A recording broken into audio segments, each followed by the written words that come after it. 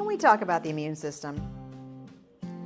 So here's the thing, the immune system is really important for our body.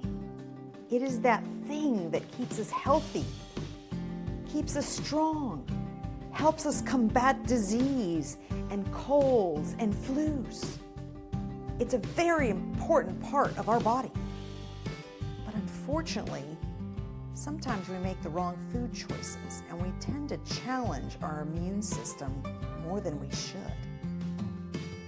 So here's my best representation of that.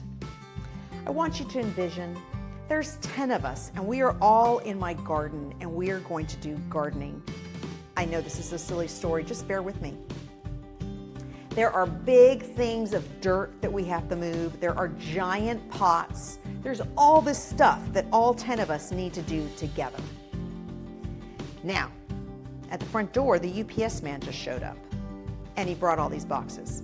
So now 5 of you, I do know this sounds like a math problem. Again, just bear with me. 5 of you have left the garden in order to help move the boxes inside the house. But here's the thing. The stuff in the garden is really heavy. We can't do this alone. So we're just going to sit on the bags of dirt and hang out and wait until everybody shows up again. So in essence, we are short-handed and we can no longer take care of the garden until everybody shows up. And so yes, guess what? That's what happens with your immune system. Here's the thing. Your immune system is strong, but guess what? It needs certain vitamins and minerals to keep it strong so that it has a full workforce. But then we eat sugars. And so in order to break down and digest those sugars, our body needs certain nutrients that are being removed from our immune system in order to go and metabolize and break down those sugars. So that means that for a period of time, the immune system is shorthanded. Are you with me? I hope so. So now, these vitamins and minerals have left. They are working on breaking down, digesting the sugar, and whenever they're done, they're going to come back to the immune system. And here's the thing. How long does this take? Well, it depends how much sugar did you eat. But guess what? It's not just sugar. It's sugar, flour, dairy, and alcohol. They all break down and digest and metabolize as a sugar. Your body interprets all of those things as a sugar, even though the crackers may say 0 grams of sugar. Your body has the right to break it down and metabolize it as a sugar and store it as body fat in reality if you're not using it for something. So now, how much time is our immune system shorthanded? Well, it depends how much sugar you had. So in theory, if you went out to dinner, let's just say, and you had wine with pasta and bread, and then you had dessert.